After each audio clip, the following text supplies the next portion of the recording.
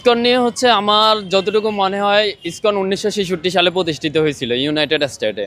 তো যেহেতু এটা ইউনাইটেড স্টেটে প্রতিষ্ঠিত হয়েছিল তার মানে এটা হচ্ছে একটা আন্তর্জাতিক সংগঠন।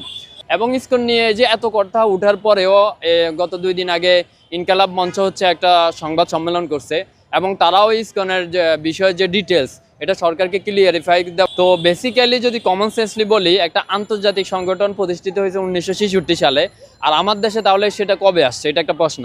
তো আমার দেশে আসছে দেখা গেছে 1970-এর দশকে, যখন আমরা পূর্ব পাকিস্তান ছিলাম। তো আমাদের দেশ স্বাধীন হয়েছে হচ্ছে 1971 সালে।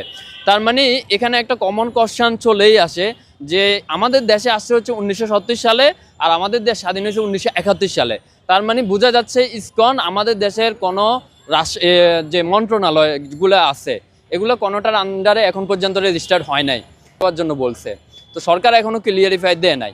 তো আমার যতটুকু মনে হয়, যেহেতু আমাদের দেশ স্বাধীন হয়েছে 1971 সালে আর ইসকন আমাদের দেশে আসছে 1970 সালে, তার মানে আমার মনে হয় আমাদের দেশে কোনো মন্ত্রণালয়ের আন্ডারে এখন পর্যন্ত ইসকন রেজিস্টার্ড হয় নাই। সুতরাং রেজিস্টার্ড যেহেতু হয় নাই, এখন যদি সরকার এটাকে রেজিস্টার্ডভুক্ত করতে যায় তাহলে এখানে একটা বিশাল কোশ্চেন চলে আসবে হঠাৎ করে, যে এতদিন তাহলে ইসকন তাহলে সংগঠন হিসেবে কার্যক্রম কিভাবে পরিচালিত করছে আমাদের দেশে উইদাউট রেজিস্টারে। তো এটা একটা বিশাল কোশ্চেন। তো সরকার এটা নিয়ে মনে হয় একটু কনফিউশনে আছে এবং আরেকটু তাদের নিজেদের মধ্যে আলোচনা করতেছে। এখন তারা ভেবে দেখবে আসলে কি উত্তর দেওয়া যায়, কিন্তু তারা এই বিষয় নিয়ে আমার মনে হয় না একদমই তাড়াহুড়া করবে। এরপরে আরেকটা কথা যদি আমি বলি, যে ইসকন হচ্ছে ধরেন আমাদের দেশে 70 সালে আসছে, আমাদের দেশে যদি এখন পর্যন্ত ধরেন রেজিস্টার না হয়ে থাকে তাহলে হচ্ছে তাদের যে ফান্ডগুলো আসতেছে, তার মানে এগুলো তো একটা অনৈতিক কর্মকাণ্ডে ব্যবহৃত হতে পারে।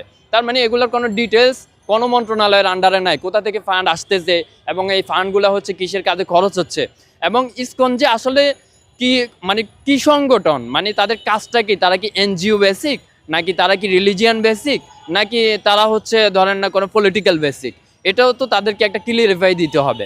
এখন যদি তারা পলিটিক্যাল বেসিক হয় তাহলে হচ্ছে আমাদের যে নির্বাচন কমিশন তাদের কাছে একটা মনে করেন ক্লিয়ারিফিকেশন তাদের কাছে একটা একদম ক্লিয়ার ডিটেলস থাকতে হবে যে তাদের কত আয় বাৎসরিক এবং তাদের বাৎসরিক খরচ কত এবং তারা আসলে কি কার্যক্রম পরিচালনা করে এবং তাদের ইন ফিউচার হচ্ছে ডেস্টিনেশনটা কোথায়।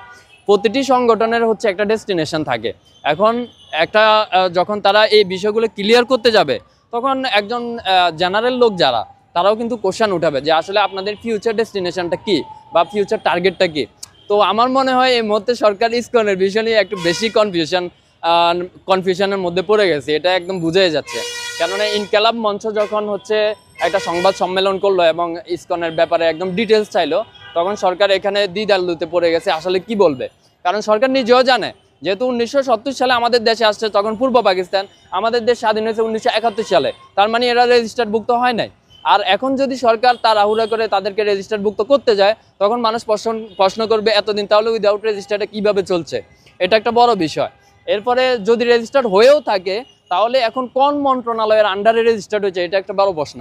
যেহেতু তারা ইন্টারন্যাশনাল সংগঠন সুতরাং তাদেরকে তো একটা মন্ত্রণালয়ের আন্ডারে রেজিস্ট্রেশন থাকতে হবে। যদি একদম সিম্পলি বলি, সাধারণ মানুষ যেভাবে বুঝে, ধরেন আমি সৌদি আরব যাব, আমার একটা ভিসা থাকতে হবে এবং সৌদি আরব গিয়ে আমি যদি একটা